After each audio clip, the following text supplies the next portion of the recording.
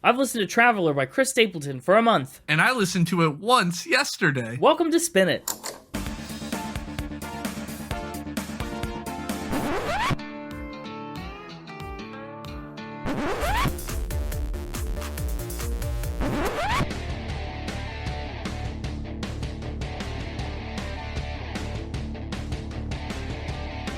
Hello, everybody, and welcome back to Spin It, the record ranking podcast for people who would rather be listening to music. I'm James, and with me, my fellow traveler, Connor. Where are we going? Where are we going? Right now we're going to record a podcast. I thought maybe we were going to the Outlaw state. Always wanted to go there. Which state is the Outlaw state? I don't know, but it's in my mind. Fantastic. An Outlaw state in your mind. I think, traveler, it's not about the destination. It's not about where we're going. It's just about the journey. No, we already did them. Okay. Well, wherever we're going, I got my parachute. That's great. Then you're prepared. Then you've got nobody to blame but yourself if something goes wrong. Well, yeah, fire away. Tell me all about Christopher Alvin Stapleton. That's right. We're talking about Chris Stapleton. We're back in the world of country for the first time in a minute. Good old Al. Yeah, that's his middle name. Yeah, Alvin. Christopher Alvin Stapleton. Do you know Chris Stapleton? Yeah. Okay. Who doesn't know Tennessee whiskey? Well, that's true. It's really made the rounds. It's one of his most popular songs of all time. It continues to be, even all these years later. I really like Chris Stapleton, and I thought this would be a good album to bring for the year of discovery. Why not? I think he's kind of a unique brand of neotraditionalism. I think he helped break up the wave of bro country that was happening around this period. Bro country? Bro country, yeah. Country for bros? Yes, like the Florida Georgia Line and the pop Luke Bryan and, bro country. Cruise is like the anthem that kicked off bro country in most people's summations. I see. But Chris Stapleton's kind of part of a newer wave of country. I mean, he's been songwriting for quite some time, but he kind of brought a whole new flavor of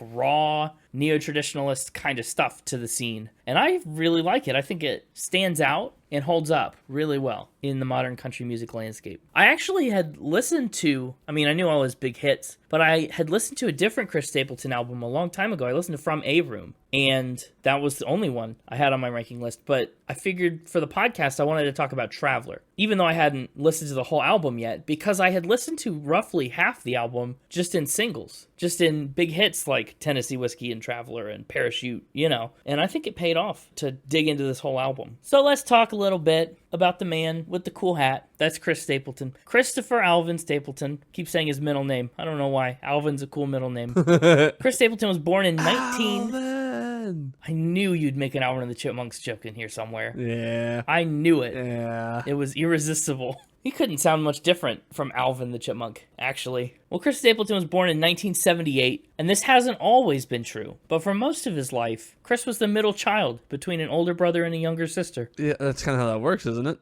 Yes, it is. I just thought it'd be funny to very clearly point that out. If it wasn't funny, don't blame me. It was all Connor's idea. And he has no rebuttal, so you know I'm right. Stapleton is a Kentucky guy. He was born in Lexington, Kentucky, and raised 2 hours east in the small, unincorporated town of Staffordsville. I'm 100% sure you've never heard of Staffordsville. What's the farthest you think anyone's ever been born from where they lived? Like, immediately after being born, that is. That's a really good question. Probably it's a record set in recent time, right? I don't know. How far can people travel to hospitals nowadays? For a long time, people were just born where they lived, like in the house. Yeah. So he was born in Staffordsville, little itty-bitty Kentucky spot. His mother worked in healthcare, and his father, in true small-town Kentucky father fashion, was a coal miner. Woo. In fact, Stapleton comes from a very long line of Kentucky coal miners. And he broke the line. So selfish. Well, I can't say that he's never mined coal with certainty, but he's not a miner by trade. Never mind. Never mind. What do you mean? Didn't say anything. Okay. But also in true small-town Kentucky son of a coal miner fashion, Chris Stapleton's early musical love was bluegrass. Sure, he did a lot of other things on the side, like play high school football and, just casually graduate as his class valedictorian, but he never could shake his passion for making bluegrass music. And in 1996, a teenage Chris Stapleton moved to the relatively big city of Nashville, Tennessee. Not exactly for music, though. Chris Stapleton started college at Vanderbilt University on his way to earn an engineering degree. It's where they built the Vanders. Vanderbilt is where they built the Vander. Yeah. That's where Chris Stapleton went to learn how to build bridges, I guess. I don't know what kind of engineer he was going to be. How to build music. Well, yeah, build bridges. Like bridges in a song is what he ended up doing. Uh-huh. Yeah, he couldn't shake that musical passion. He dropped out after his first year to dive more into music. He started writing songs for the publisher Seagale Music in 2001, and in 2007, he became the frontman of the locally famous bluegrass group, the Steel Drivers. A lot of his early Nashville gigs took place at a legendary little bluegrass venue called the Station Inn. It's open to this day. They actually host really excellent live bluegrass bands almost every night. I've never been, but I've been by it a few times, and every time I'm by it, I always think to myself, I should go there one of these days. The Steel Drivers actually did wind up with 2 charting singles nationwide, with Chris Stapleton as their frontman over the next 3 years. Their album that they put out with him on vocals charted at number 57, and their single Blue Side of the Mountain was nominated for a Grammy. So even before you knew who Chris Stapleton was, you might have known who Chris Stapleton was. In 2010, though, Chris Stapleton took a step back from the Steel Drivers to spend a little more time with his family. He and his wife Morgan had 2 kids by then. He was also active in his own band that was called the Johnson Brothers for a while as well. Meanwhile, he's also having huge success with songwriting. His songs were getting cut by artists like Vince Gill and Luke Bryan. Like, maybe you remember Luke Bryan's big mid-decade hit, Drink a Beer? Drink a beer. Sounds like you know that one. Well, Chris Stapleton wrote it. Wow. And he's had songs placed in media like Valentine's Day, and unbelievably, yes, he had a song placed in Alvin and the Chipmunks 4, The Road Chip. You don't understand how upset the Mixtaper was at you finding that. I know. I really wish I hadn't. Like, you don't even understand how upset the Mixtaper is. Really? Is it that bad? Do I have to apologize to him? You'll see. I've never seen the 4th Alvin and the Chipmunks movie, actually. So Wow, fake fan. I am maybe a fake fan, I guess. But I watched the whole trilogy. I don't know how fake I could be. Didn't see them all. I didn't. Have you seen them all? Yeah. Oh, okay. I thought I had you there, but never mind. Funny, yeah, I'm just like, no. Unfortunate for me. But in 2013, all his success in mind, Chris Stapleton's able to go solo as an artist and sign his own record deal with Mercury Nashville. He actually recorded an entire album in those early days, but most of it never saw a release. The single What Are You Listening To got a little bit of traction, but it underperformed. Ultimately, the record did not make it. Lucky for us, though, he had another chance at something. It didn't take long for Chris Stapleton, with his obviously very prolific writing prowess, to whip up another batch of 14 songs that would become his debut album and subject of the one and only Spin It episode number 158, Traveler by Chris Stapleton. The episode that you're listening to right now. Traveler and Chris Stapleton alike both kind of exploded onto the country music scene on May 5th, 2015. Before that point, like I said, you might have known his name if you were a fan of the Steel Drivers, or if you were an industry insider or like a Nashville person. But suddenly, Chris Stapleton became the guy. Traveler, it's this southern rock, soul country kind of record that's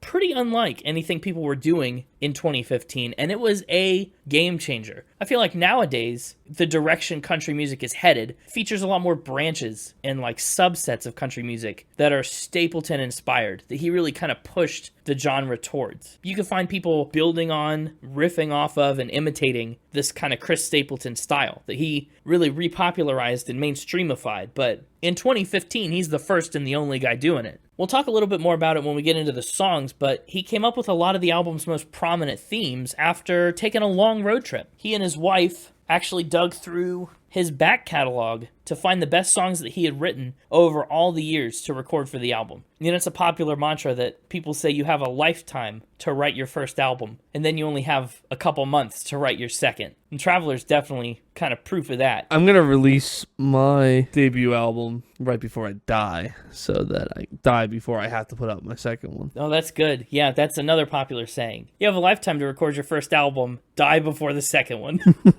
Talk about a one-hit wonder. You're assuming the first one was a hit. Talk about a one wonder. As in, I wonder why he made one. To record the album, Stapleton set up a live band made of a lot of his friends and favorite musicians, and I think he tracked the album pretty much live. He called it a rich experience, like rewarding for him to get together with all these people he knew and loved for so long, all these talented musicians. Traveler earned pretty significant critical praise on everything, from its production to its storytelling lyrics to Stapleton's signature holler of a voice. It entered the country albums chart at number 2 and the Billboard 200 at number 14, and it would climb to number 1 on the Billboard 200 the following week, which made it the first country album to top that chart in more than 4 years. Throughout the rest of the year, Traveler went on to sell 685,000 copies, and by February of 2016, it was certified platinum for selling 1 million. A debut album by a guy most casual country fans hadn't heard of before its release, sold 1 million copies in 9 months. It would actually match that record and go double platinum over the next 9 months by September, and to date, in 2024, Traveler's gone quadruple platinum. And one of the big drivers of that large audience that Chris Stapleton picked up was actually the Country Music Association. Stapleton took the CMA Awards and the industry by storm when he performed Tennessee Whiskey live with Spinnett's favorite lime, Justin Timberlake. We talked about him on the NSYNC episode quite a bit. But Stapleton does this performance with Timberlake, and then he went on to win Album of the Year, Male Vocalist of the Year, and New Artist of the Year on the same night. After that broadcast, which was in November, his album sales increased, no joke, by 6,000%. That's crazy. It's such a ridiculous number. And I can also admit, that was also the first time I heard of Chris Stapleton as well. I watched that CMAs. I saw that performance. Really? Yep. Traveler was nominated for Album of the Year at the Grammys, which it lost, by the way, to, you guessed it, Taylor Swift's 1989. But Stapleton did take home the Grammy for Best Country Album. So that's the story of Chris Stapleton's very dramatic entrance into an ongoing and thriving country music career. He started making festival appearances and touring solo.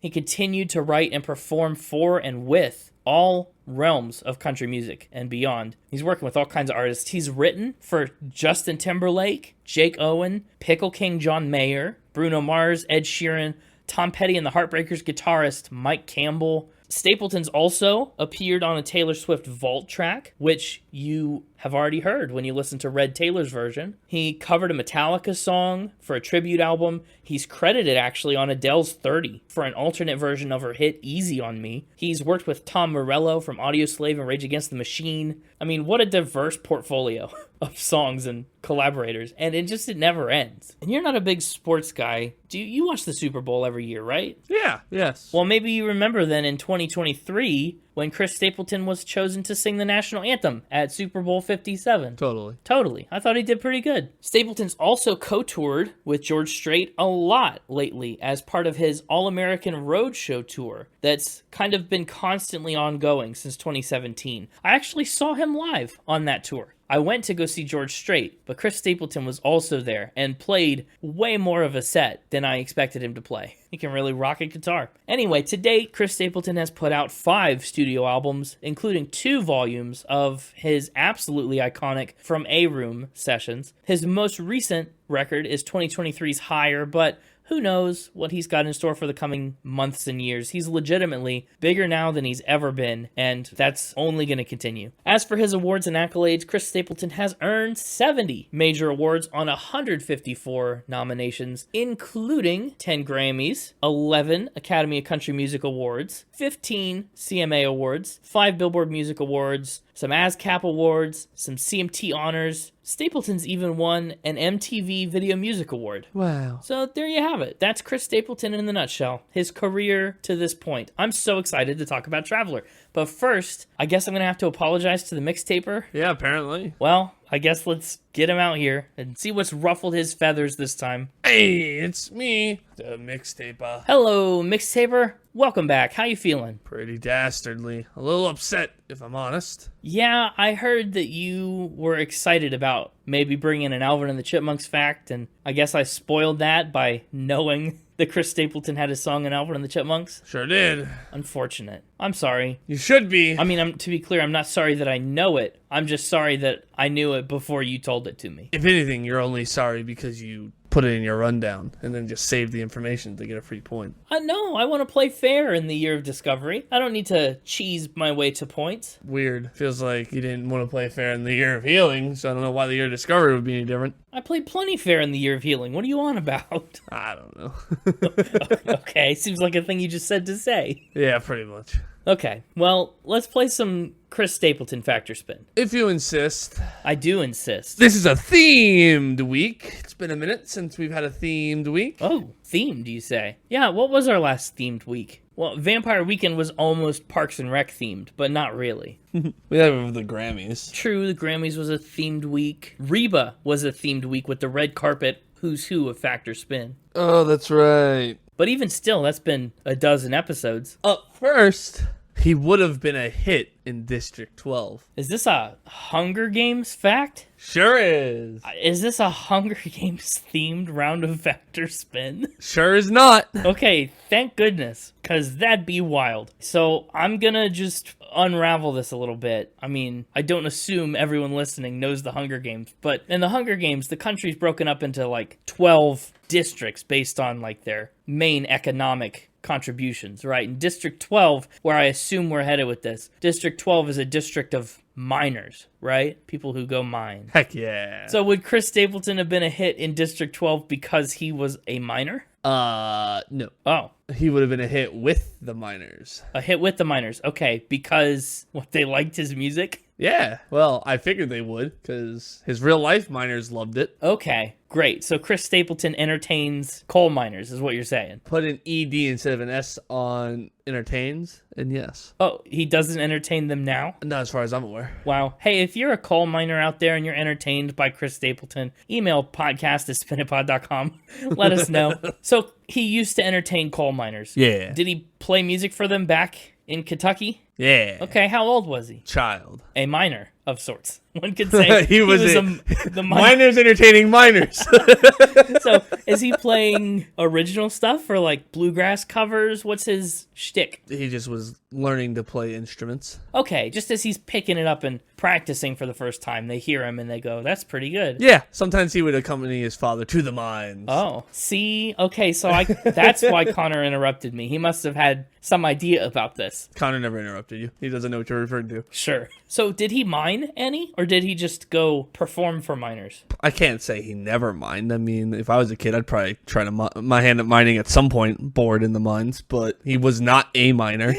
You know, you go all the way down to the mines, you're bored, what are you going to do? You're going to pick up an axe, take a few swings, sing hi-ho a few times, a few choruses. Yeah. Okay. But no, as far as I'm aware, he never had a job as a miner. He just was accompanying his papa and would practice his guitar playing. In the mines? I mean, where else is he going to go? I mean, just to like, I don't know, places where miners are. At the company store or whatever. He'd just be out there on the porch picking and busking. He probably wasn't allowed in the mines, right? He probably had to like hang out wherever the miners hang out when they're not mining. Right, that's what I'm saying. He's probably just at a place where miners are being entertained by them. I don't know. Listen, I'm no miner in any sense of the word. That's fair enough. Yeah, I think this is another weird situation where your bizarre patchwork quilt of knowledge about this kind of makes me believe it. I feel like what you found out is that Chris Stapleton said in an interview somewhere that he used to play for his dad's coworkers and fellow coal miners and didn't say much else about it, but you really like the idea of it, so you put it in here as a Hunger Games reference, and so I'm going to call it a fact. You're going to call it a fact. Well, this canary has stopped singing because this is a spin. That's not good. That means the canary's dead, but the reason they do that is to keep themselves safe. Carbon spun oxide took it out. Carbon monoxide. Yeah, this is a spin. So that's not true, huh? What's up with that? I saw that his dad was a miner, and I recently watched The Ballad of Songbirds and Snakes. Oh. And to date this recording, they just announced the new book and movie. I did hear a little bit about that. Called Sunrise on the Reaping or something like that. Are they coming out?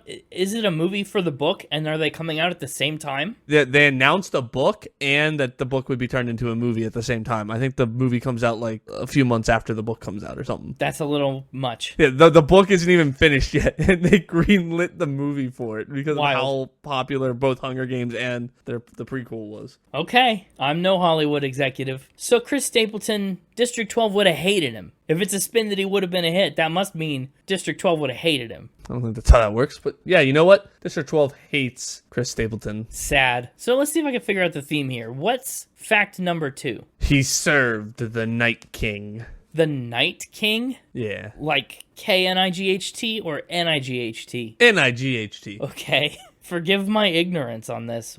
Who is the Night King? To be 100% honest with you, a slightly underwhelming guy.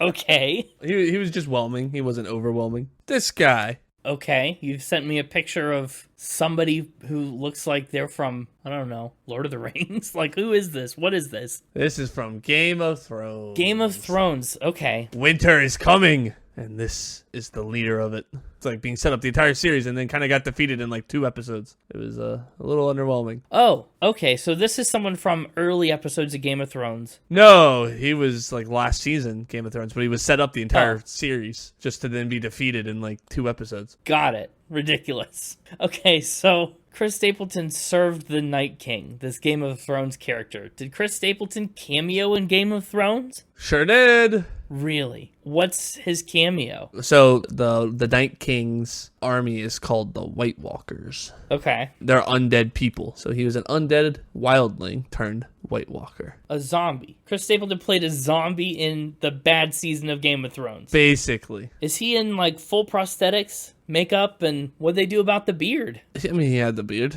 Nothing wrong with having a beard. Oh, I just assumed all of the zombies looked like this Night King fella and had like goblin skin. Oh, no. No, most of them are just normal people. Just people? Okay. But undead.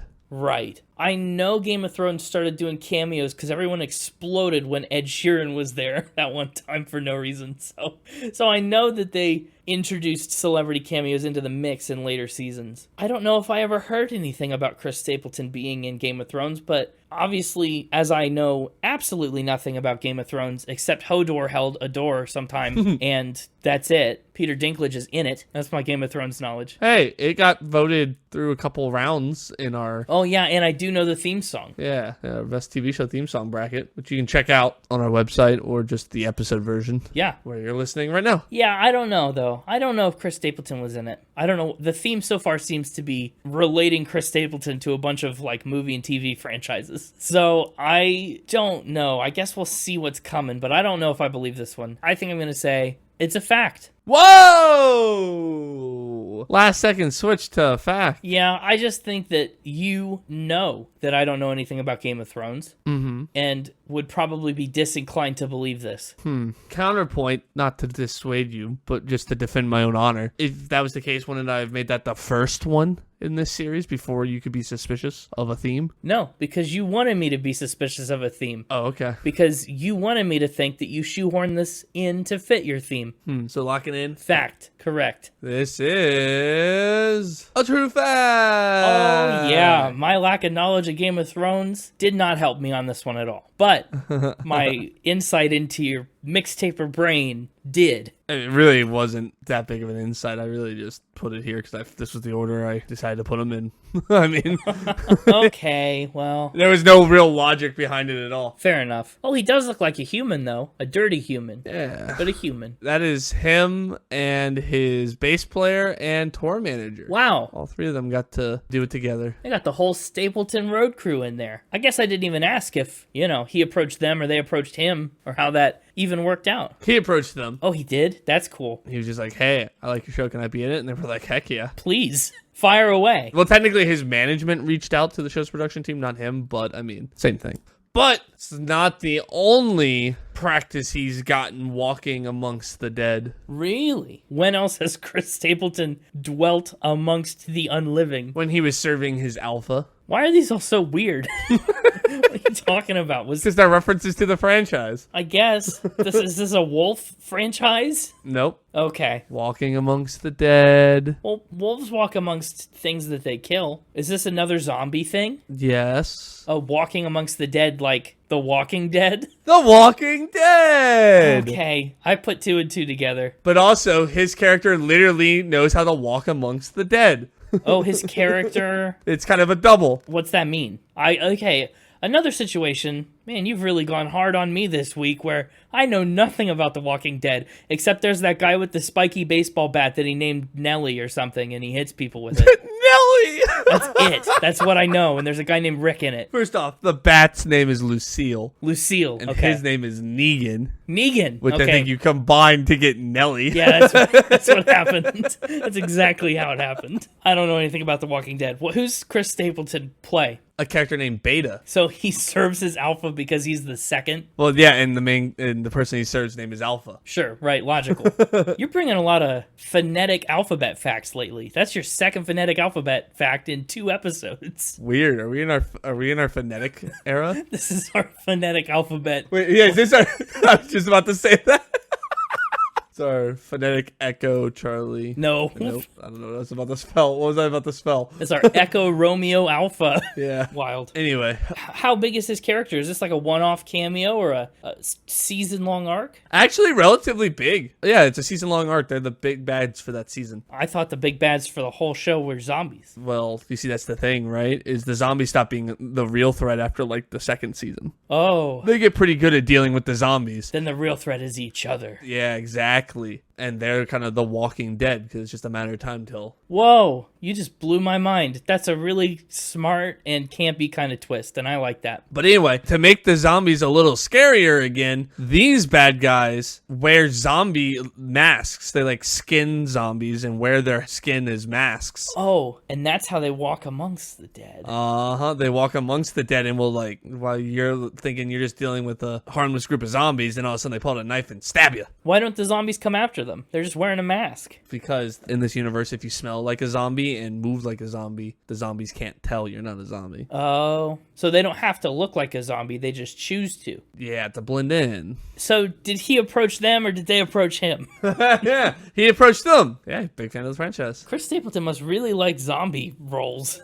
Apparently. Yeah, he's like the right-hand man to the big bad. So it's not like a super big role, but it's also not a super small role either. Sure, a Chris Stapleton-sized role. And once again, he rocks the beard. Okay. I was wondering if that would, like, poke out from underneath a zombie skin mask. Yeah, it's pretty epic. Okay. I think you put this one in here because it's true, and you knew the other fact was in here and it was true, and I wouldn't believe that these were both true. So I really kind of believe this. You don't know me. Well, it almost makes me want to say spin. Good. Say spin. Say fact. Say whatever you want to say, because I really put no thought into the order I did these, other than it'd be fun to talk about the 2 like zombie ones back to back. That was the most thought I put into what order. Okay, maybe I'm giving you too much credit as an evil villain. You're just out here playing the game.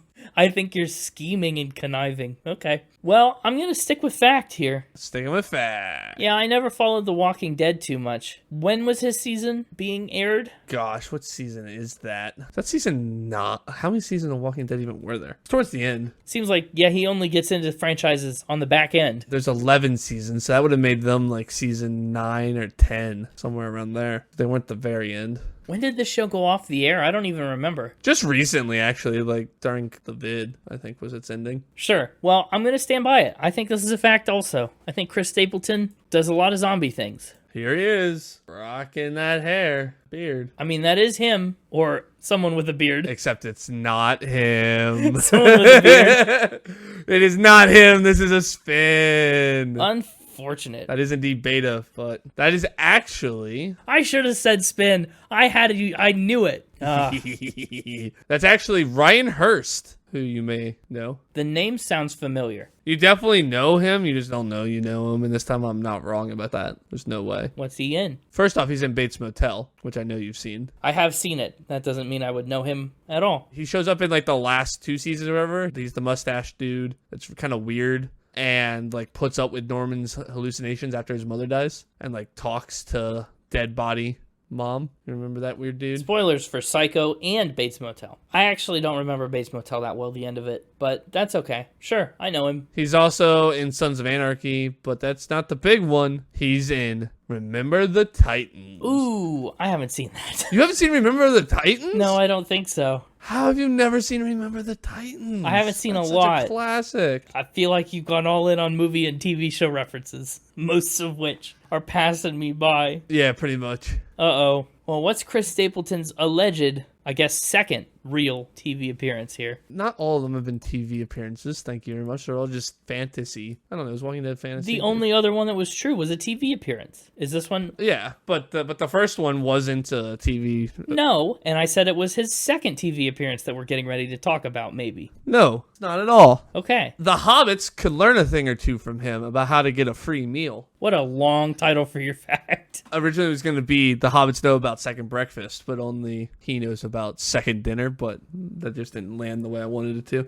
Sure. Again, I'm going to assume this has almost nothing to do with Lord of the Rings or Hobbits, and it's just about Chris Stapleton eating a second meal. Yeah. This was the only one I really had to shoehorn in. Okay. Oh, I don't know about that. The Hunger Games one is hanging on by a very thin thread. What? No, minors. So Chris Stapleton gets a free meal, huh? He used to. How's he get his free meals? Is he paid in pizza like Fallout Boy? It is pizza related. Okay.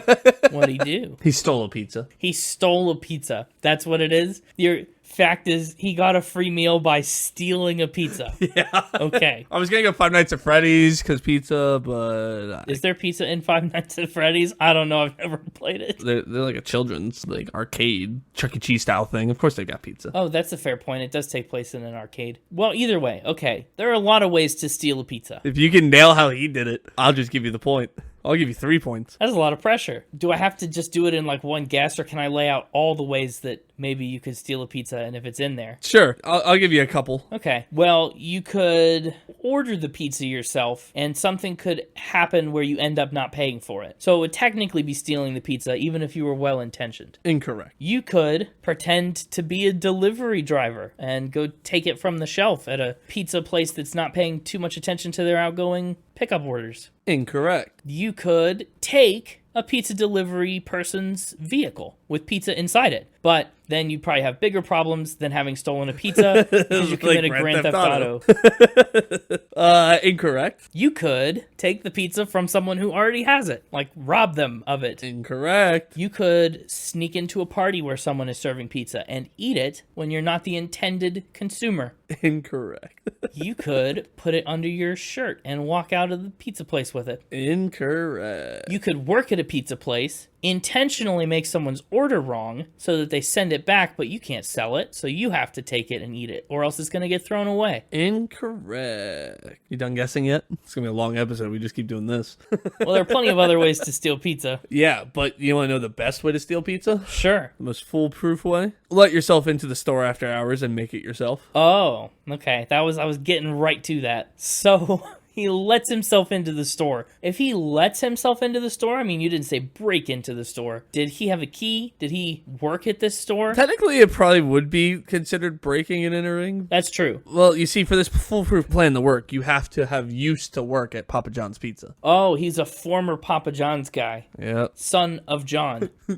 You also still have to have your employee badge. Oh, okay. Is that how you gain access? And then you also have to stumble across that employee badge and wonder if it still works and go test it out while the store was closed and it still somehow worked. Well, is the employee badge how you get access to the store? That's how you get access to the back entrance. Interesting. So he takes his ID badge, goes up to the back of a Papa John's, scans his way in, and makes his own pizza. Bold move. Well, you're already in the Papa John's, so you might as well make the pizza. Well, I mean, he didn't start out as in the Papa John's. I mean, that was a definite change of state, but okay. Did he, get away with it at all? Yeah, I think so. He didn't, get in trouble, so I assume. Okay. I guess. Didn't the Papa John's have, security or something? Some alarm system? Well, his badge probably just let him in. I guess, but I don't know. That seems weird. You can't just give every, person that has ever worked at Papa John's access to your store. My guess is that they either were supposed to take his badge when he quit and or deactivate the badge, and neither happened. Yeah. How soon after he quit did he go back? I struggled to find a date for this because the article I found that linked to the original thing where he talked about it, that hyperlink was broken and no longer worked. Oh, Dead internet. And what kind of pizza did he make? Did he use a lot of toppings? I mean, there's no cost prohibitive stuff. I don't know. What time of night was this? What kind of question is that? Is this like a 4 a.m. pizza? Well, like, I don't know. The Papa John's is closed. Well, it had to be after the Papa John's closed, so probably after midnight. I don't know. Does Papa John's stay open that late? I know like Pizza Hut and stuff will stay open that late. Yeah, beats me. I've never really looked into it because Papa John's. I think this is wild. Chris Stapleton, and he stole it. He didn't leave a 20 or anything. He just made a pizza and left with it. So this makes me think it was before he was famous.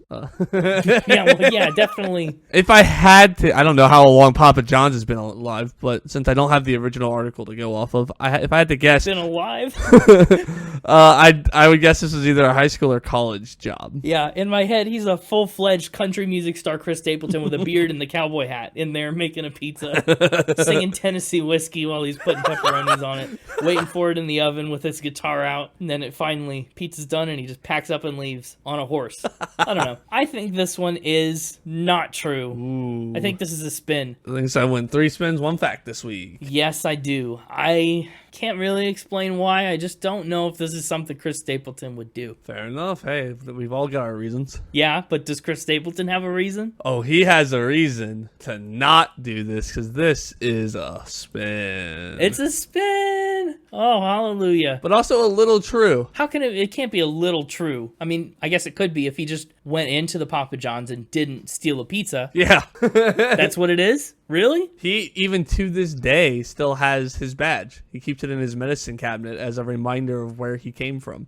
Papa John's is where he came from and apparently where he goes back to sometimes. He said, I quote, "Every time I open my medicine cabinet, I see it as a reminder that I worked a lot of different things to be doing what I'm doing now." Wow. So maybe he didn't even enter. Maybe he just scanned the badge to see if it turned green. Yeah. That would make sense to me. Okay. But he did work at Papa John's. He did. And he does have his badge. He does. I gotta say, I don't eat at Papa John's that often, but I do really admire the honesty behind their slogan, better ingredients, better pizza. It's brave of them to tell us they use worse ingredients like that, but I respect it. Dang, you don't like their pizza. I got it. It's okay. I just couldn't tell you if I've ever had Papa John's, and if I have, I couldn't tell you when. What? You haven't had Papa John's? Yeah, maybe it's been given to me, but like I've never like gone there or ordered it.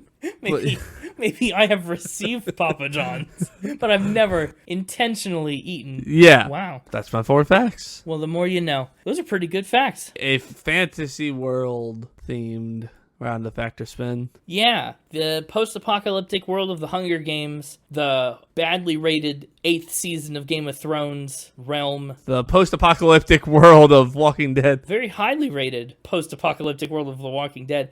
And then the post-apocalyptic wasteland of Papa John's. And the Hobbits. Yeah, you tried to tie it into the Hobbits for 3 seconds. I wanted something else that was steeped in a little bit of truth. Just as in most of these theme weeks, I gotta be honest, usually 1 or 2 of them end up being really shoehorned. It's usually because they come up with a really funny title for 1 or 2 of them and then go, how can I make the other 2 fit? I need the rest of them to work, yeah. Well, fantastic. That was really fun. I do like a good themed week, except I really didn't know much about any of these topics. Yeah. I'm used to being able to Otis elevator you and like know way too much about the thing you're trying to talk about, but I overcompensated. I got nothing on TV shows and movies. 50-50 though. Yeah, I'm glad I was able to hold my own. I'll be back next week. Probably not a themed week. But you never know with me, so tune in and find out. I never, ever. And if you fans out there want to get in on the Factor Spin action, there's a new way you can send me your true facts or downright lies. I got email! That's true. The technology. That's true. The E in email stands for evil. Yeah, and the M stands for Mixtaper. I won't tell you what the A stands for. Then you have evil Mixtaper ale. The evil Mixtaper ails you. Yeah, he really does. Anyway, you can send me an email to the email themixtaper@spinitpod.com. Or also just Mixtaper at spinitpod.com. Yeah. Send me, please, how you'd like to be credited for it, what name you'd like me to use, any and all details you have about your supposedly true fact, who it's about, if it is true, and whether or not it is true or not. Those are kind of the 4 critical pieces of information that I need. True, yeah. Who's it about? What is it? Is it true? And how do you want it credited? We haven't had a fan factor spin in a while, so I'm looking to get some more. Okay. Also, yeah, I won't reply But listen to the episode. You'll hear me shout you out. He can receive, but he cannot give. Anyway, that's all I got. That's fun. Yeah. All right, bye, Mixtaper. And everyone say hello to Connor. Hello, Connor. Well, you don't have to say. Well, I'm part of everyone. Sorry, I meant everyone else. That's true. I didn't exclude you, and I also didn't do it myself. You didn't even say hello. Well, I guess you did in telling everybody else to do it. Well, last week you got mad at me for saying welcome back. I don't know what you want from me. Let's talk about the album cover on Chris Stapleton's Traveler. Hope you like the colors black and white because, well, that's what it is. It's him on a beach. Or is he on a beach? I guess he could be in a field. There's a semi-truck behind him. Well, you know, classic place to see semi-trucks is the beach. I mean, hey, beaches need deliveries too. Logistics don't stop at the coast. I think that's just like a dirt, gravelly, like A dirt patch? a dirt patch or like a dry plain, like a dry plain. Like the plains. Like, It is very plain. It's true. yeah. And he's chosen a font where the lines for the letters are so narrow you sometimes can't even see them. Because like back in the background between him and the truck, like you see a fence. It's true. And then you can see what looks like either dust blowing or tall grass blowing in the wind. That's true. But that's not present. He's obviously on like dirt or gravel right at his legs. Yeah, which is why I thought it was sand. Very sedimentary. He seems to be in some sort of like dirt or gravel parking lot. Well, look at him go. Yeah, look at him go. But you know, anything's a beach if you believe hard enough. That's true. It's not true, but that's a good point. Well, that's a point. You ready to talk about some music? Do we have to? Yes. Okay. Fantastic. Traveler is the opening track, title track right off the bat. Title track. Yeah. Off the bat. Honestly, I think Traveler is one of my more favorite country songs from the entire decade of the 2010s. Really. It's a sneaky favorite. I don't think about it a lot, but every time it comes on, I like it a lot. Are you sure it wasn't Meant to Be Yes. by Florida Georgia Line and Bebe Rexha? Yeah, I'm sure that one wasn't it. I don't even know if I... That was Billboard's top hot country songs chart hit of the 2010s. Well, it wasn't mine. That's for sure. But that's Chris Stapleton versus the Bro Country. But it does say, while the number one set of the decade on top country albums is Chris Stapleton's Traveler. See? So There you go. There you I mean, go. I'm onto something. It is actually Traveler Stapleton's debut solo single. It earned Grammy nominations for Best Country Song, which it lost, by the way. Did not win. sad. And it also was nominated for Best Country Solo Performance, which it did win. So there you go. It peaked at number 87 on the Billboard Hot 100. Who's doing the background vocals? The female voice. Good question. I was surprised they weren't credited for as much as they're there. It's his wife, Morgan Stapleton. Is it? I was wondering that. She's credited in the liner notes with just background vocals. I suppose every time you hear a female background vocal, it probably belongs to his wife. That's what I was wondering. Yeah, which is really cool. Cute. Couple goals. Couple goals to be on a Chris Stapleton album together. Yeah.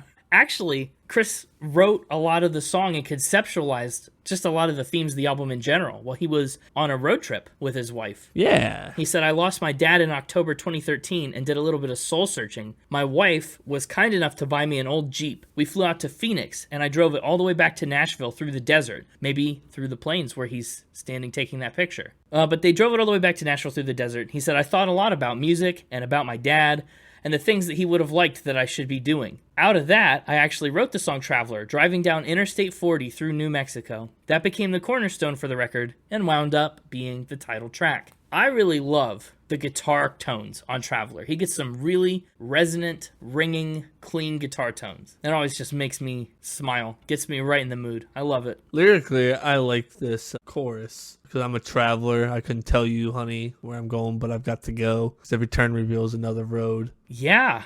I like it. Doesn't mix the metaphor. No, but it's also a good metaphor, a good dual meaning. It is a good metaphor. I'm traveling physically across the earth, but I'm also traveling through life. Keep on rolling till I'm in the dirt. Wow. Every turn reveals some other road. He sings so great. Oh man, what a voice on that guy. Yeah, I mean, I found myself intrigued by the female harmony. Yeah, she sings great too. That's why I asked about it. I think their voices sounded really good together. A match made in music heaven. And, I mean, shout out to the chorus lyrics all you want, but the verses are no slouch either. My heartbeat's rhythm is a lonesome sound, just like the rubber turning on the ground. Always lost and nowhere bound. Mic drop. Well, he doesn't drop the mic because he still has to keep singing, but he could have. he could have dropped the mic right there, and we all would have been like, whoa! This is a strong contender. Traveler itself is a strong contender for one of my favorite Chris Stapleton songs. It's an excellent opening to the record. What about Fire Away? Fire Away is not a contender for my favorite Chris Stapleton record. But actually, I kind of seem to be a little more alone on that. I think Fire Away ended up being one of the biggest hits from this album. Spotify plays wise, I think it's ranked number 3. I liked Fire Away. Of course, the Ballad Guy did. Yeah, well, Ballad Guy, of course. It was co-written with Danny Green and recorded in the historic RCA Studio A. He said, I don't recall much about writing it, Fire Away. He said it was long ago. I do think one of us in the room had had an argument with a woman the morning or the night before. It's a song about the frustration of commitment to me. He said, maybe that's why my wife always wanted me to record this song. So he could better empathize with how hard it is to commit to him.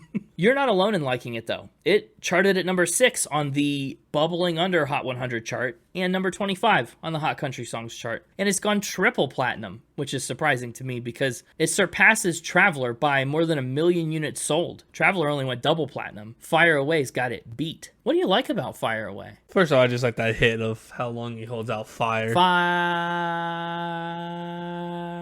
Away. Yeah, it's pretty good. That was me emulating it for you, if you haven't heard it. Again, I find myself looking at the lyrics of the verses specifically. Honey, load up your questions and pick up your sticks and stones. I mean, that line right there, and pick up your sticks and stones. Mm-hmm. You gotta be careful, though. Those might break your bones. The whole thing. And pretend I'm a shelter for heartaches that don't have a home. Choose the words that cut like a razor. Fire away. Take your best shot. Throw everything you've got at me. I'm gonna do my best to absorb what you're trying to tear me down with. Your love might be my damnation, but I'll cry to my grave. Hello. Another place he could have just dropped the mic. Yeah. He really does take his best shot and show us what he's got here. And then what does he do? Then he fires away. Oh, you were supposed to hold it there. Oh, he fires away. That's what he does. But also what he does is he makes a music video. A really, really intense music video about a couple that builds a happy life together until things slowly start to dissolve and the couple starts to struggle with acute mental health issues that lead to like suicidal thoughts and all kinds of like stuff. Oh, wow. I know, it was a wild music video, but it did win Music Video of the Year and Breakthrough Video of the Year at the CMA and CMT Awards, respectively. So it's an award-winning music video. Wow. It was the best shot. Get it? Like a camera shot. Uh-huh. Traveler and Fire Away are all well and good, but honestly, I think probably the most well-known song from this album is the one that's up next. Oh, definitely. Tennessee Whiskey. Do you know other versions of Tennessee Whiskey? Yes. What versions do you know? What versions don't I know? I don't know which versions you don't know. Oh, let's see. I know. Well, first off, I know the George Jones version. Of course. Because I'm a big George Jones fan. Uh-huh. I also know... That might be it, actually.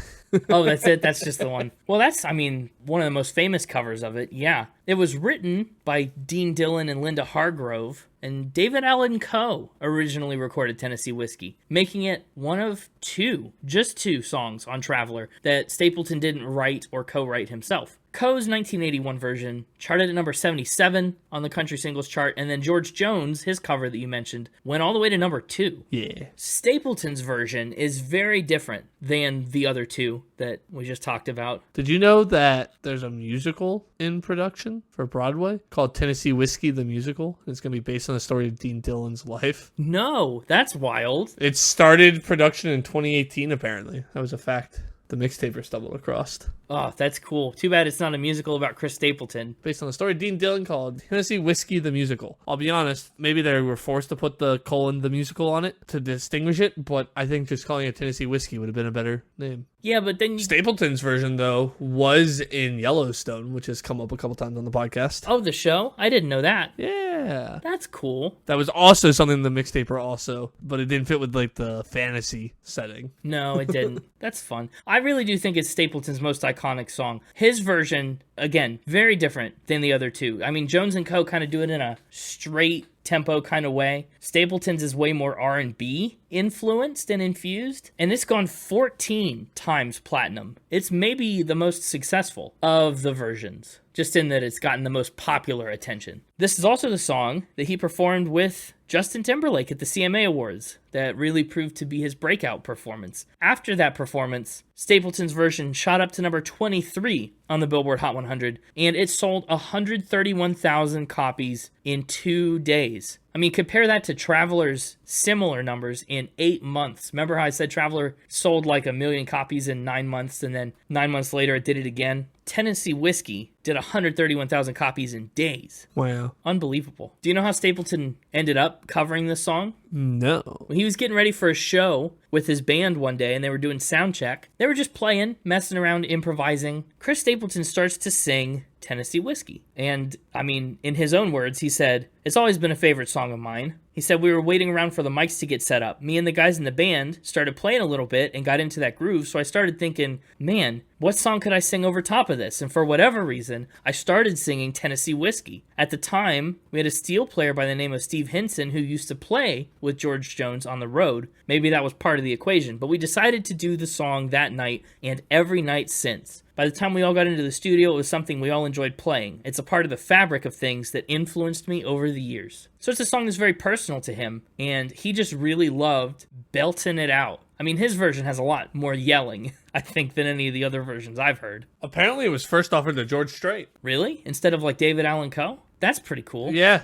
George Strait turned it down. Well, I mean, I'd say he's missing out, but like George Strait already has, he's the king of country music. He's got enough hits to go around. I really do think Tennessee Whiskey, despite being one that Stapleton didn't co-write, I think it's one of the strongest tracks on this album. And it's a biggie for his career, of course, but actually, it never came out as a radio single and only came out as a CD single, which is kind of interesting. That's surprising. If you like the way that he held out Fire on Fire Away, you gotta love the way that he riffs on Warm as a glass of brandy, right? Man, the vocal runs that he could pull off You're as one. are unparalleled. Yeah, the way he just goes all over it, just sliding all around. That's right. I don't know. There's a lot to say about the lyrics and stuff of this song too, but he didn't write them, so we're not going to talk about them. I'm just kidding. All the alcohol comparisons are interesting. As someone who's never As somebody who doesn't really drink, do you? I don't know. Is Tennessee Whiskey smooth? Strawberry wine being sweet, I understand. Warm as a glass of brandy is an interesting one. Those are really the only three. But what a song. What an idea. I like it a lot. And then we get to the album's third single, back to Stapleton-written songs. That's Parachute. He co-wrote it with Jim Beavers. Parachute peaked at number 12 on the Hot Country Songs chart, and then it made it up to number 78 on the Hot 100. And today, it's certified 3 times platinum. The intro to this song reminded me of another song, and I don't know what it was. Really? In what way? Lyrically, thematically, or musically? No, music, that opening guitar riff. You know, I kind of think I've felt that way before too, and I've never really gone on a search to try and find it, but it does feel very familiar. Parachute gets a lot more gritty. I think it's the, I don't know, for lack of a better term, I'll say it again, it's the grittiest song on this album so far. There's a little more distortion on it. It's a little bit more of a resounding minor chord on the chorus. He hollers a lot more than he has at any other point. Stapleton said, "I had a dream and woke up with the lyrics, 'You only need a roof when it's raining,' rolling around in my head."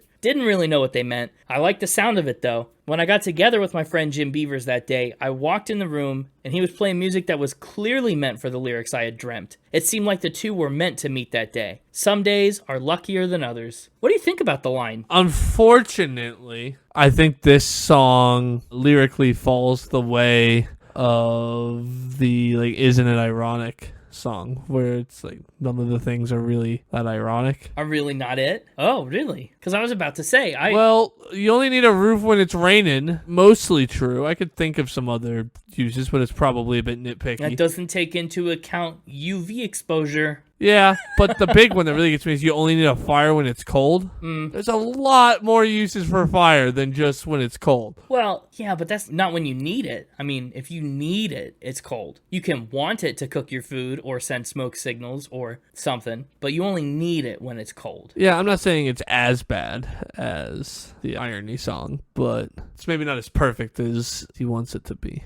That's fair. It's not as flawless as Traveler and Fire Away. But the one that I do really like is you only need a drink when the whiskey is the only thing that you have left to hold. That's a great line. That is. Especially juxtaposed to Tennessee Whiskey, where it was all about comparing the love or the person to a smooth glass of Tennessee Whiskey. And now the whiskey's all you've got left. Yeah. I thought that was a great example of song placement on the album. Yeah, good ordering there.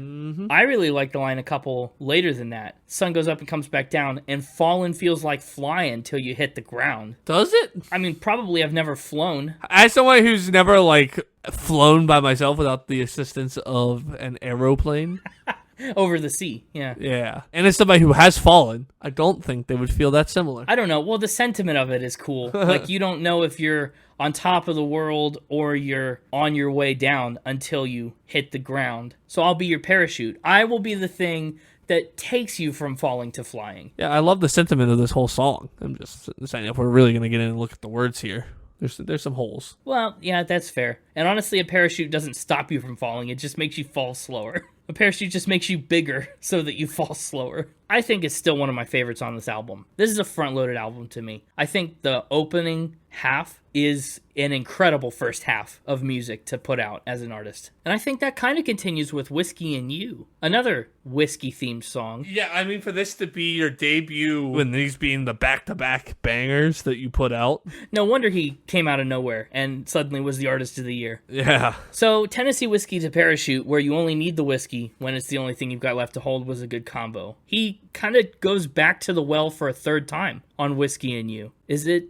too overdone at that point? The comparisons between people and whiskey? No, I don't think it's overdone. I do kind of agree with that. I think it takes just enough of a different angle in this song to be different. Well, yeah, because the first one was just saying, like you're as smooth as Tennessee whiskey. You're smooth and sweet and warm. The second one's barely even a reference. There's just a line that hints at, hey, now whiskey's like a last hope because you're gone. And now we're to, even the whiskey's hurting me, but it's not hurting me as much as you hurt me. Yeah, that's fair. The whiskey hurts me, but it'll be over by noon. That's the difference between whiskey and you. It'll be temporary, whereas the hurt you caused me is longer lasting. Yeah. It's almost like this fall. It's like, oh, I love whiskey, and so I'm going to compare you to whiskey because I love you, to now all I have left is the whiskey that I love because you're gone, to dang, now even the whiskey hates me, kicks my butt, but you kick my butt more. Yeah, that's right. He wrote this song for a butt kicker. One's a devil, one keeps driving me insane. At times I wonder if they ain't both the same. One's a liar, and one's the long gone bitter truth. That's the difference between whiskey and you. Man, he threw the mic across the room on that one. Incredible. Dropping it wasn't enough. That's right. He had to drop it farther away. He said that Whiskey and You was a title brought into a writing session by my dear friend Lee Miller. He said the title wrote the song, in my opinion. It was an album cut on a Tim McGraw record. I don't know if you knew that, but Tim McGraw cut this song. He said, I always thought it was one of the better songs I had been a part of, so I decided to play it out. Over time, it became a song that I was rarely allowed to leave the stage without singing. We went through several versions of recording this song until I finally decided it was best to present it in its original form. Me, a guitar, and one microphone. And I think that really sells it. As much as Parachute was big and gritty and yelly and in your face, Whiskey and You is a polar opposite. And I think it's cool that he sings so well on the softer side of things too, with Fire Away and especially Whiskey and You. He doesn't always have to yell to be in his element. This is very much still his wheelhouse, even though it's quieter and ballady. Yeah, I do think it's a very intriguing song. It really pulls you in, but I don't know if it has as much re-listenability because it's missing some of that musical element to it for me. It's like once I know what it's telling me, I'm no longer as intrigued or drawn in, right? And so then it doesn't have any music to back it up. It's got a good hook, yeah, but it's slow and the verse ends up kind of forgettable melodically. Yeah. But they can't all be earworms, but definitely Nobody to Blame can be. I think he does a good job at rebounding on the next track, because it's another hit single. It entered at number 50 on the Country Songs chart and number 46 on the Country Airplay chart, where it would eventually rise to number 10, becoming Chris Stapleton's first top 10 radio hit. And it's certified platinum in the United States. I really like Nobody to Blame. The harmonica. Yeah, it's really bluesy back there, isn't it? Where's it at? Where's it hiding at? It's hiding all over the place. It's like in the background, right? It accentuates every line, more or less. That's a really good harmonica part. It's not shrill and overpowering. It's mixed into the blend of the song very well. Yeah, there was one spot towards the beginning somewhere, like the first minute, that it's highlighted more. But yeah. Can't go wrong with a good harmonica. Can go wrong with a bad harmonica. So thankfully this one's good. Again, the lyric, I know right where I went wrong, but with the pause after word right, I know right, space. where I went wrong. Space. The syncopation. Great. Yeah, it is. I love this song. Conceptually, awesome. A little bit of self-deprecation. It's interesting. And does it detract a little bit from you at all, knowing that these songs were written and helped selected by his wife? Well, Like, he's in this, like, loving relationship where his wife is, like, doing background vocals and helping him pick which ones to be on the album. But he's writing all these songs about how he misses this old love. kind of, but not really. I mean, first of all, he has co-writers. So I think a lot of the perspective and story can be brought by them. But also, country music in general has a rich tradition of storytelling songs. And Chris Stapleton kind of carries the torch for that in a lot of ways, where, yeah, he writes in first person, but in a lot of these songs, I mean, yeah, a lot of them are personal to him, but also I kind of get the sense in some of these that he's a character just as much as he's the speaker. Yeah. Especially since he's in a happy marriage, you know? Like, yeah, he's not getting sugar poured in his John Deere, right? That's just purely a made-up thing. But it's hilarious and fascinating. He said, it's a song about a man getting what he deserves for not doing things that he knows that he should and doing things he knows he shouldn't. And he said, I'm pretty sure everyone can relate to that on some level. So I think he does it for the relatability. And now we've reached, sorry, not to interrupt your thought, but I just realized, like, following the whiskey arc on this album, now we've hit the point. We went from, you're as good as this whiskey I love, to all I've got left is the whiskey, to now the whiskey's hurting me too, to now he took all of his whiskey and poured it down the drain, got rid of it. Well, she took all the whiskey and poured it down the drain, so he can't drink anymore. Well, still. Yeah, there's no more whiskey. There's no more whiskey. This woman who went from being as good as whiskey to, like, being compared to, you suck compared to whiskey, is now taking the good whiskey he's got left and getting rid of it and, like, hurting him more. Yeah, it's interesting, too, because he talks about all the things that she did. She tore down our wedding photo, and she ruined my tractor, and she poured out my whiskey and broke my fishing rods and threw my clothes in the yard. And he says, I've got nobody to blame but me. He doesn't blame her for it at all because he knows what he did is so wrong that this is all his fault, and he could have avoided all of it if he had just done what he should have. Yeah. Incredible. I mean, the level of self-awareness that this person has now cannot be the level of self-awareness that they did all these things, whatever it is, to make this spouse or partner so mad at them that they had then. They have become self-aware. They've been enlightened. What do you think he did? What do I think he did? Like, do you think he, like, took off his dirty socks but didn't throw them in the hamper? Maybe. Left the toilet seat up one too many times. Oh. That'll get you. Left the lights on in a room he left? Yeah, or cheated on her with somebody that he said was not a big deal and not to worry about. Could be anything. I'm thinking it's the sock thing. Probably right. It could be. I found a review of Nobody to Blame that I really liked. It was Taste of Country, but they said that the song is a 200 proof country song that would fit neatly into any generation's best of catalog. Stapleton doesn't deviate from what he does best. Simple, honest story songs that lean heavy on his once-in-a-lifetime voice. And if that's not an apt description for Nobody to Blame, I don't know what is. And you know what? Whatever score you give this album at the end of the episode, I've got nobody to blame but me. I'm the one that brought this album to you. You remember that. And you will have nobody to thank but me. I think I could thank Chris Stapleton for this amazing. Well, you could also thank Chris Stapleton. Assuming I think it's amazing. You could thank him if you don't think it's amazing too, for just giving you a better perspective on what you don't like. True. We'll find out if you blame me or you thank me in a little bit. First, we've still got more of this album to talk about, and we've got more of you to talk about. Not you like you like the song More of You. This song just kept reminding me of a different song called No Longer You that I've had stuck in my head for the last couple weeks. This is foreshadowing for a future me pick. A future Connor pick. Ooh, a tease. I don't know who that song's by, or I don't know anything about it, so it's not really much of a tease. Yeah, don't look it up. No, I guess I won't. But, yeah. Does it sound like it? Is it the same melody, or? No, it's just the title. Oh, okay. More of You is an interesting song. There's a new instrument in the mix here, one that we haven't heard yet on this album, to the best of my knowledge. That's the mandolin. Man, Dolins, though. I know. Dolins, though. Man, those lins. Stupid. Chris Stapleton said, I used to have an office on 16th Avenue. One night, Ronnie Bowman and I were hanging out and wound up there. I pulled out a mandolin, and he grabbed an upright bass I had sitting in the corner, just casually, and began to play. It was an old sound, almost Marty Robbins-like. It felt like a love song. And he said, we both have remarkable women for wives. We tried our best to write this song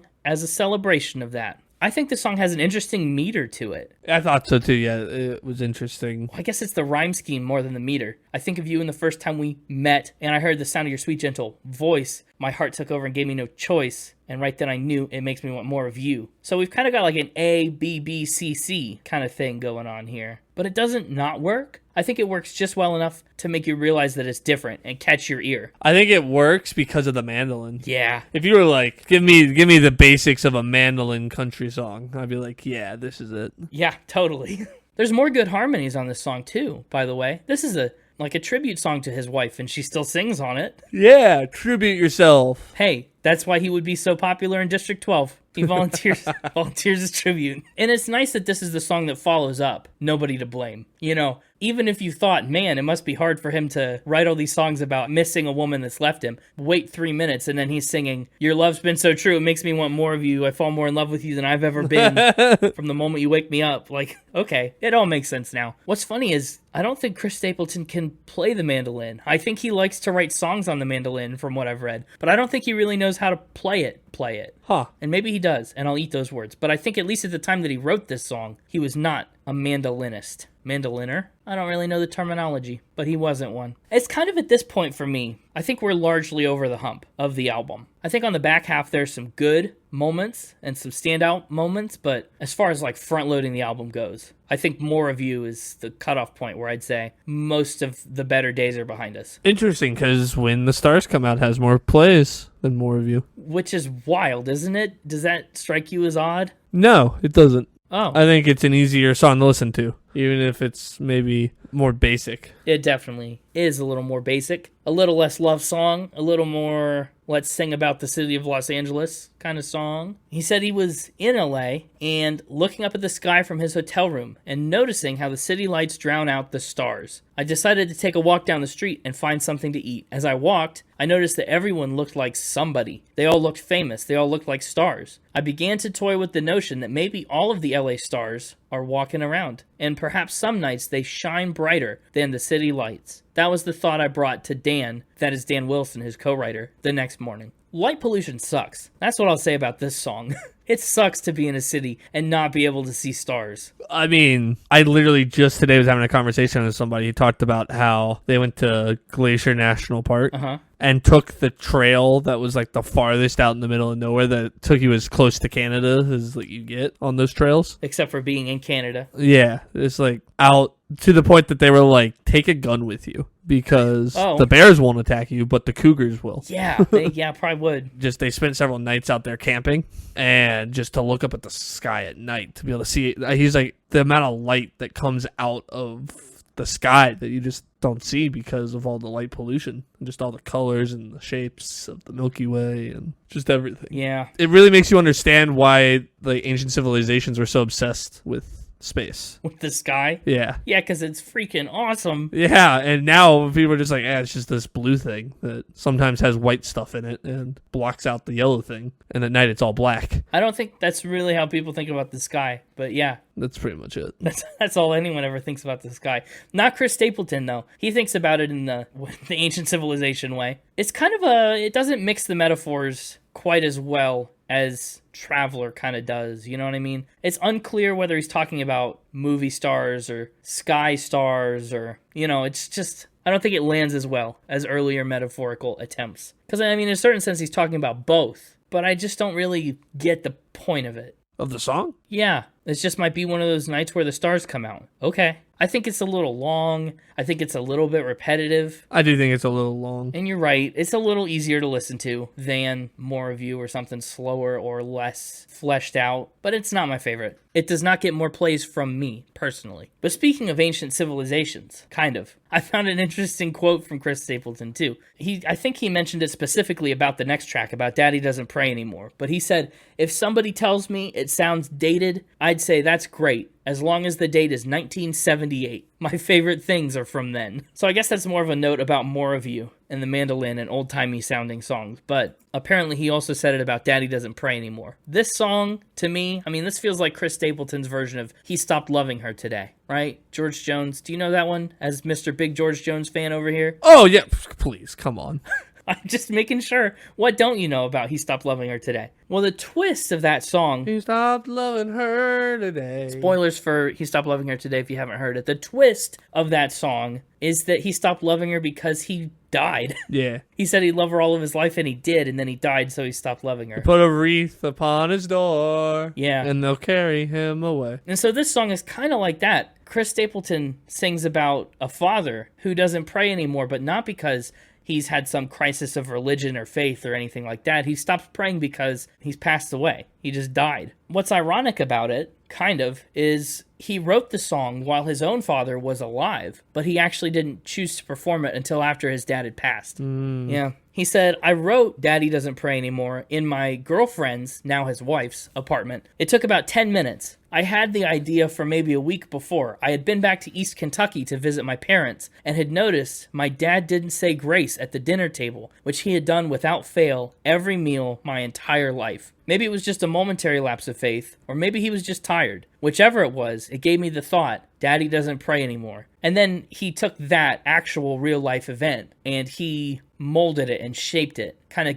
put a better story to it. And he said, for the sake of the song, I thought it was a more powerful image if the reason Daddy didn't pray anymore was that he had passed away. When my dad passed away in October of 2013, this song came to mean a great deal more to me. I got to hear him say grace many times after I wrote this song. I miss his voice and those words. What do you think? We get a little more harmonica? We get a little more ballad style? Yeah. I like it. I do too. I think the twist is pretty good. It still just isn't as good as the beginning of the album. Well, no, but this is one of the brighter spots on the back half, I think. It's a really moving tribute kind of song. Yeah, it's just another one that's missing some of that instrument musicalness to it. But the harmonica... Yeah, no, I like the harmonica. Technically, it's very good. It's just, it's not like He Stopped Loving Her Today, right? Tells a very similar type of story, but is way more of a song. Yeah. Music and vocals, and this one's almost more of poetry. It's definitely poetic. This is closer to slam poetry.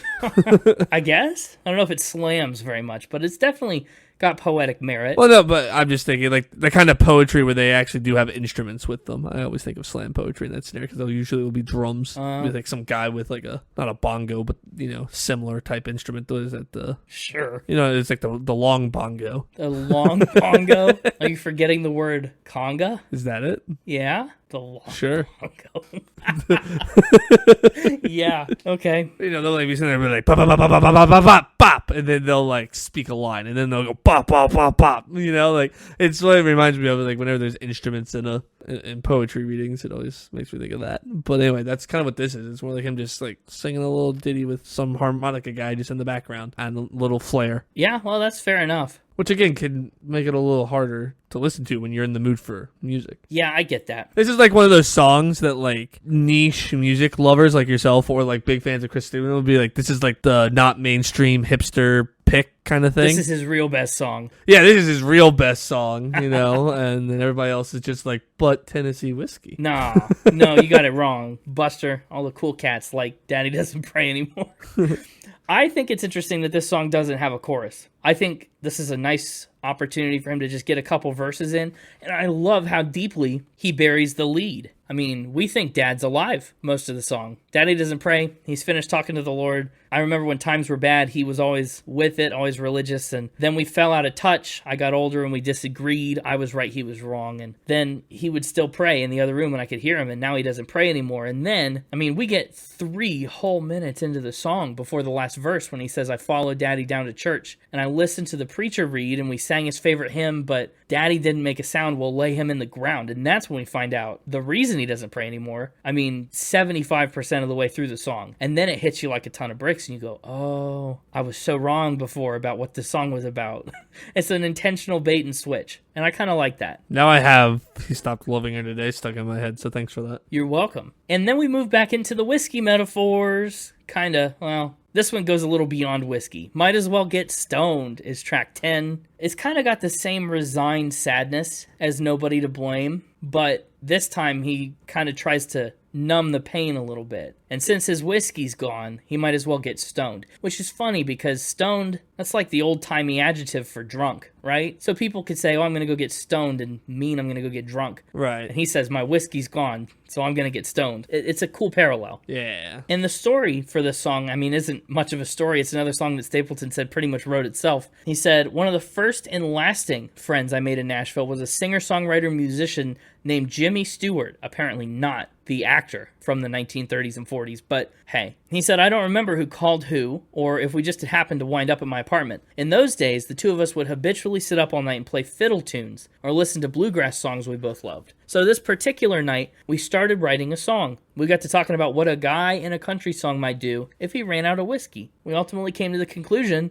that he'd probably get stoned. Once we got that part figured out, it kind of wrote itself. I think it's a fun song. I think it's a lightweight song, especially to follow up a song like Daddy Doesn't Pray that's really heavy. And, I mean, even before that, a lot of heavy songs about Nobody to Blame and Whiskey and You and Parachute, Tennessee Whiskey, like Fire Away. These songs are all emotionally very much weight to carry. Might As Well Get Stoned. It's a song with a background that's heavy. Oh, I've been dumped, I've been broken up with. But he's not wallowing in it. He's kind of more carefree with it, kicking off his boots and, well, getting stoned. Heck yeah. He also kind of has a little bit of Bruce Springsteenian sentiment in the middle of this song. Another soldier dies, another brother's gone, another mother cries. But if I had one wish, I wish they'd all come home so we could get stoned. Which is an interesting thing to inject into the middle of the song. It feels a little out of left field. Like the song takes on so much of a bigger scope than a failed relationship when he brings that into it. Well, up next, we've got the second and final song that Chris Stapleton did not write or co-write,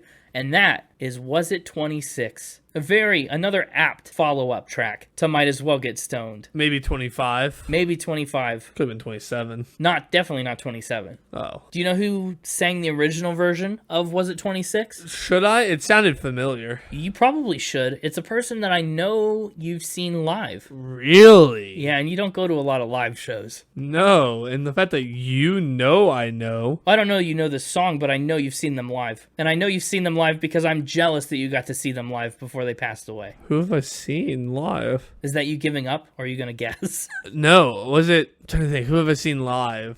So obviously I saw Elton John, but I saw that with you and haven't passed away. No, that's true. He's still a little fit bunny, that one. I've seen Michael Bublé, still alive. True. I've seen Trans-Siberian Orchestra, still alive. Well, most of them. And I've also seen them with you. That doesn't quite count. Yeah. I've seen...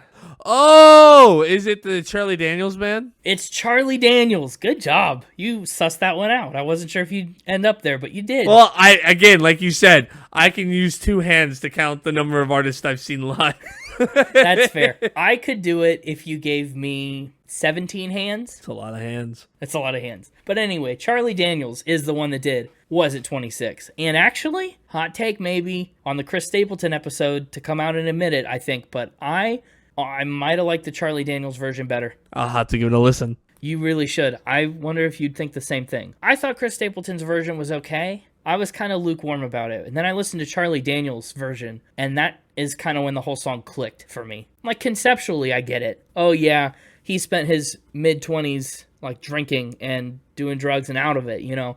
I had bloodshot eyes at 25, or was it 26? I wasted my life away. If I had one more chance to redo everything, I'd redo that time of my life when I was 25, or was it 26? Like, that's how blurry that time is. Intellectually, I can know all that, but Daniel's delivery is just on point. I like it a lot. Stapleton was similarly moved by the song, although he wasn't moved by Daniel's version. He said, when I first moved to town, I got invited by Steve Leslie to a songwriter round. I'll never forget it. It was Steve, Win Varble, Kevin Denny, and Don Sampson. They took turns playing songs they had written. They went through a few rounds, and when it got around to Don Sampson's turn, he told the story that he had written this song on a Pizza Hut napkin, sorry Papa John's, and that every word was true. The song was It 26? And at the time, I think it was the only song Charlie Daniels had recorded that he hadn't written. That was the moment I realized the importance of the songwriter. Even though I was barely 23, Was It 26 is a song that I had in heavy listening rotation. Don and I wound up writing at the same publishing company for a number of years. I told him not long after that first time I heard him play it how much I loved that song, and he said maybe someday when you're older you can record it. And now I have. Wow. Really neat history. Very personal song for him. It moved him to his core. And that's really cool. And I think it's awesome that he has a debut album that is made up of songs that mean so much to him that he's written,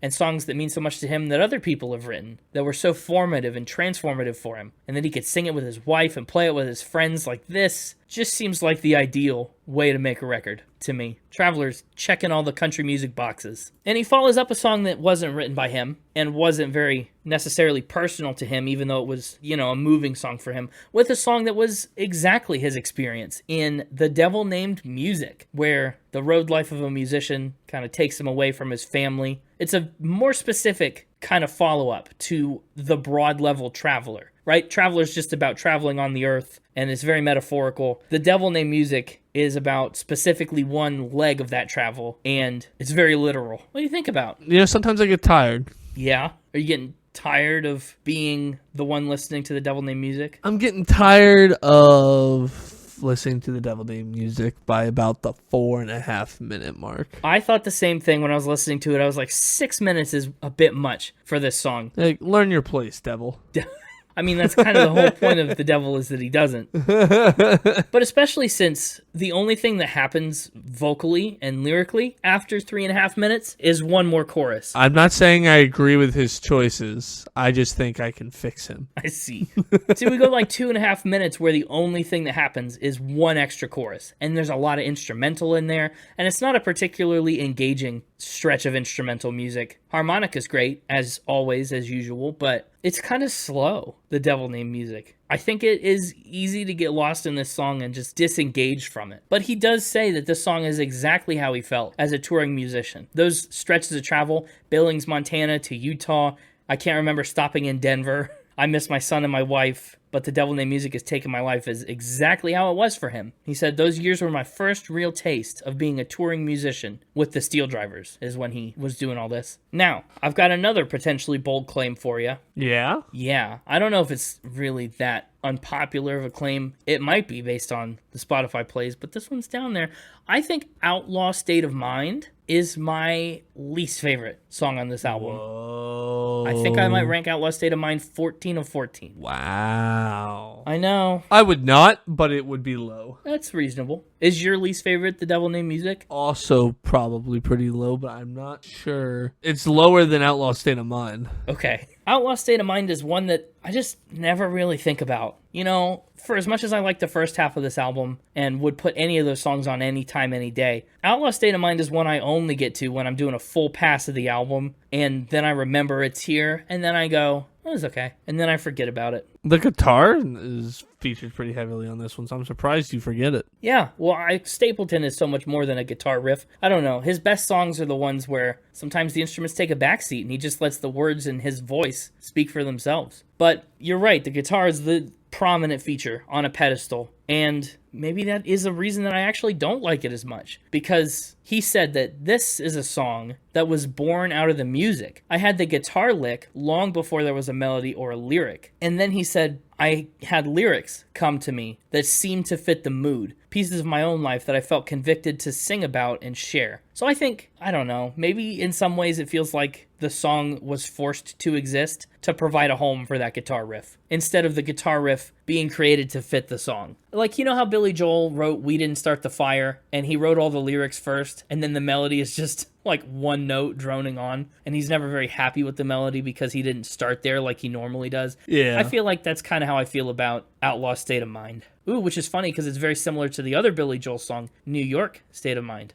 Think about that. I try to think about it, but then sometimes I cry instead. Oh, it makes you so sad that sometimes you cry? Well, yeah, I think Sometimes I Cry is the perfect album closer, if I'm honest. This is, if it's not the best song on the album, and it's not, I think this is the best showcase of Chris Stapleton's vocals. Bar none, I feel like this is it. Interesting. He gives it all to this song. I don't know if I'd agree with that. Really? Listen to him sing Cry. And it's just him and it's his guitar. There's a little drum in there to accentuate it, but it's so simple. Like, this is Chris Stapleton at his rawest. Yeah. And that's why I think I like it. The emotion is there. But we've already heard him do that with Fire and... But like we've already heard him do the long drawn out word. Yeah. On songs that I think were a little more memorable than Sometimes I Cry. Well, maybe. What I like about Sometimes I Cry is that it's got everything that a Chris Stapleton song needs, and then absolutely nothing else. Like, if you were going to build a Chris Stapleton song, the bare minimum of, like, elements that you would need is what you get in Sometimes I Cry. Yeah, I don't want just a bare minimum in my meal. I want my Chris Stapleton meal to be full of wonderful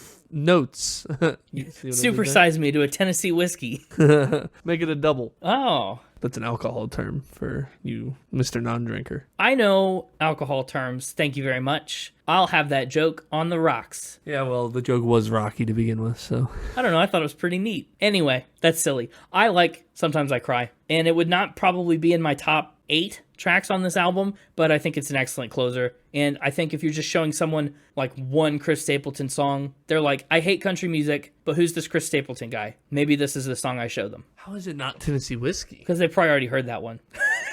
Well, then they would know who this Chris Stapleton guy is. That's true. I don't know why they're asking in this hypothetical scenario. Yeah, I think Chris Stapleton has kind of 2 modes. He has, like, the big powerhouse tracks of Tennessee Whiskey and Parachute and Fiiiiiire Away and Traveler. Yeah. And then he's got the hipster country tracks that are technically, like, from a technical standpoint, very well done and amazingly constructed and performed and all these things, but they're just not, for somebody who's just like, I want to listen to some country music, let me put on Chris Stapleton. They're not going to put any of those songs on. They're not going to put on When the Stars Come Out and Might as Well Get Stoned and Outlaw State of Mind. You might be right. It's like he's got like 2 modes. These songs that are like really well put together and are very fascinating to listen to and deconstruct and point out all the little facets that make the song.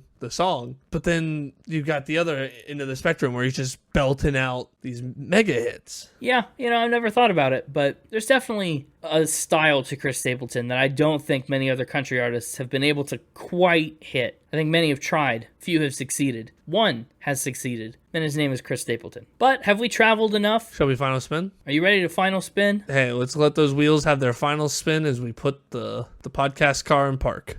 Okay, sure. So this was an interesting pick for me. Like I said, I knew the hits from this album, and I had ranked another Chris Stapleton album first. This was my second Stapleton record. The first one I ranked was From A Room, Volume 1, and that one's a very different record than this. So I came into this one with some idea of what to expect from the singles and what I knew from the other album, but yeah, I don't know. I found out that the best parts of this album were the parts I already knew. I think it's a bit long. I mean, it's a 63-minute album, 14 songs. Probably you could lose 2 or 3 of them. I don't really know. But again, though, sounds like such a fun album to put together. It's clear that he enjoyed making it, and I really enjoy listening to it, so maybe that's a moot point. But as for my scores, I'm giving music an 83. I think its highs are really high. Its lows are medium at best, which is pretty good. Lyrically, 84. Same deal. So many mic drop moments, especially through track 7. And then we get to When the Stars Come Out and it's confusing, and Daddy Doesn't Pray Anymore as a mic drop moment, and Might as Well Get Stoned kind of feels like it's trying to do too much, maybe, with all the breakup and military combo lyrics. Outlaw State of Mind, Lost on Me, I don't know. 84 for the lyrics felt right. 85 for instruments and production. I like the inclusion of the mandolins and the upright basses, the harmonicas, the guitars. I like the moments where it's just him and a guitar, yelling and singing. That's pretty good. I think this album is a good balance of full band, Traveler, Parachute, Tennessee Whiskey kind of stuff, and More of You, Was It 26, Sometimes I Cry, like scaled back kind of stuff. So that's solid. Overall vibe, 87. I think this is a really interesting facet of more recent country music. Even though this album is going on a decade old, it still feels recent to me.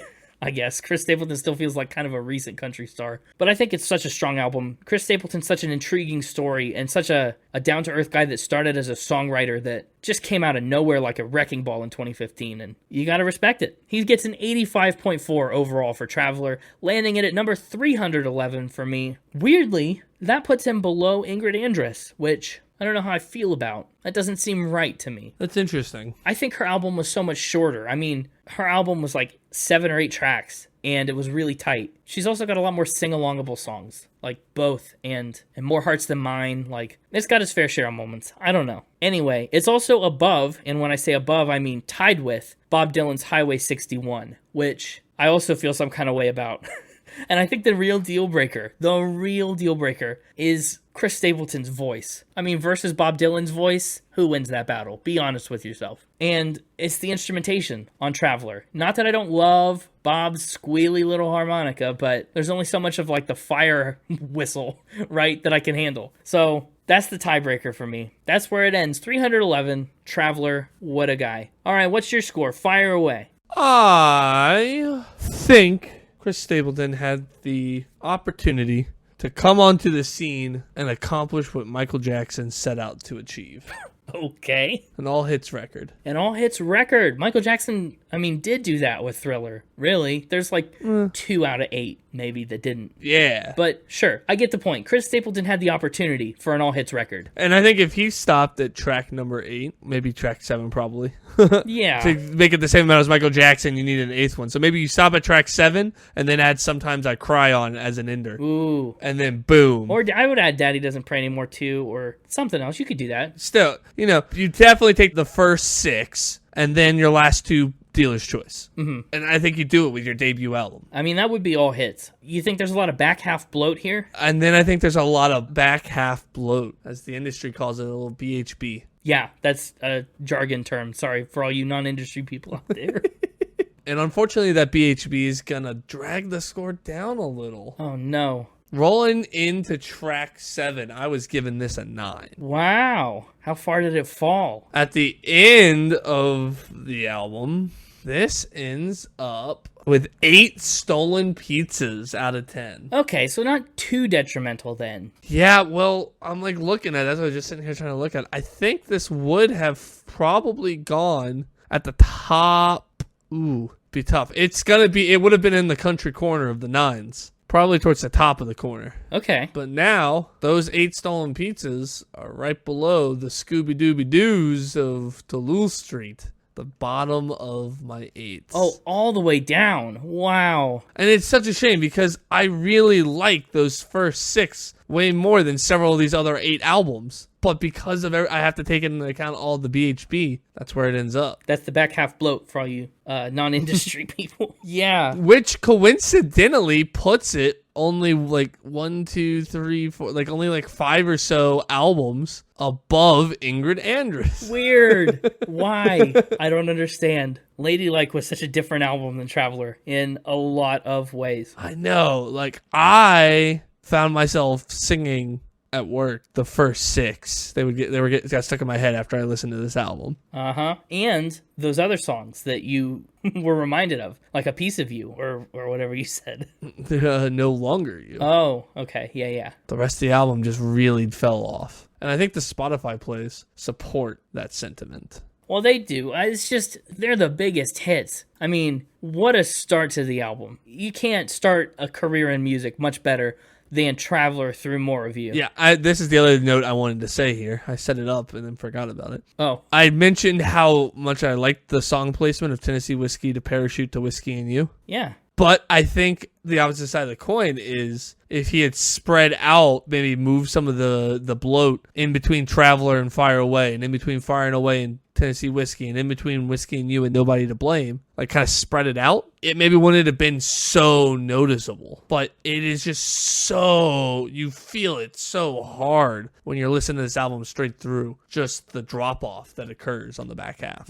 Yeah, that makes sense. So I think that actually hurts the score. I think had it been ordered differently, it might have creeped its way up to a higher 8. That makes sense. And honestly, I actually, terrible to say, kind of had the same sentiment seeing him in concert. I mean, I was there to see George Strait. I thought he was an opener. I didn't realize they were kind of co-touring together, and he was going to play a full set for like 2 hours. Imagine listening to Traveler twice, like all the way through for 2 hours. That's how it felt, and I was really feeling a lot of that bloat, and it was also like 100 degrees outside, so that didn't help. But and you're like, I just want George Strait. Bring the king. Yeah, exactly. But he did great. I mean, he played great. It was a good show, and I wish I knew a lot more Chris Stapleton songs at the time. Maybe I would have engaged with the show a little better. But that's not the point. I'm not judging his live shows. I'm ranking his record. Fair enough. 8, though, is respectable. That's a lot of stolen pizzas. I mean, I know they didn't go after Chris Stapleton for anything, but if he took 8, they really might come after him.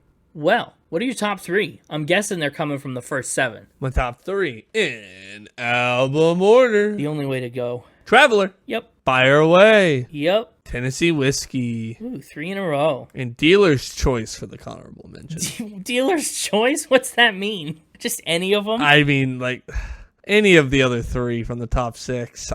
It's hard to pick one to be honorable mention. Yeah, it is. Maybe it changes depending on your mood. Yeah, exactly. And they each have something that's different, that's honorable mentionable. Honorable mentionable? Yeah.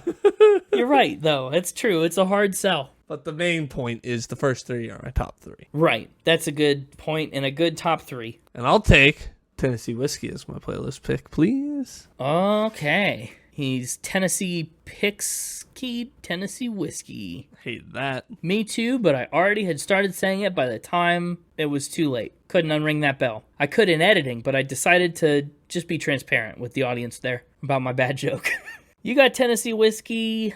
I'll take Traveler. Boring picks. He takes the title track. Yeah.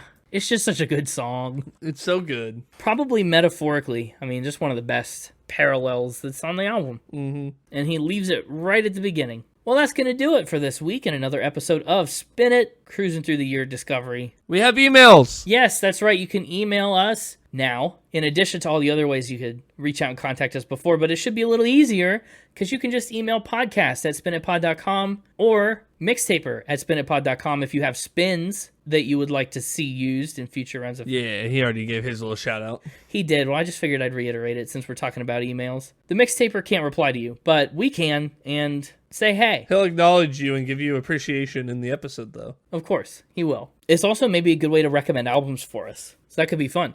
Anyway, our email addresses are a hint, because if I told you our email was podcast@spinitpod.com, our website then would be... podcast.com. Nope. That's going to take you somewhere Aww. incorrect. But www.spinitpod.com. Yeah. But if email's not your thing, because it's 2024, you can also find us on all the social media. At SpinItPodOfficial on Instagram and at SpinItPod on X. We post there weekly. Stay tuned next week for another episode. It's a birthday episode, and I'm not going to forget this time. New year, new set of birthdays. That's right. Seems like there's one every year. One birthday? Yeah, that's all there ever seems to be. Yeah, that's because we always forget the second one. We'll see you next week. Tell a friend who might break into a Papa John's sometime in the near future about this episode. Tune in next time to hear Connor say silly things like this. I'm a little teapot, short and stout. Here is my handle, here is my spout. And until next week, Keep spinning. I have a question for you. Yeah. How do you spell traveler without looking? TRAVELLER. See, that's what I thought, and that's what you thought, and that's what Chris Stapleton thought. But every time I tried to type it into my notes, autocorrect wanted me to get rid of the second L and just spell it with one L. What I learned is that traveler with two L's is the British spelling of traveler. That can't be right? Two L's is the only one that makes sense in my head. Yeah, the single L just doesn't look right. No, travelier. Traveler. The British actually got something right for once. I still don't forgive them for color, though. Yeah, so they don't know how to spell color, but... They can't do color or favorite, but they got traveler. They really struggle with O, but they know when to put a double L in. That's true. Tennessee Whiskey. What? Oh, you're singing Tennessee Whiskey? I was. No, carry on. Keep singing. No, I'm done. I'll put it right at the end. It'll be good. You got enough of a soundbite. It'll be a nice treat for everyone that made it to the outro beat. It'll be a Swedish strawberry wine. Fire! Away.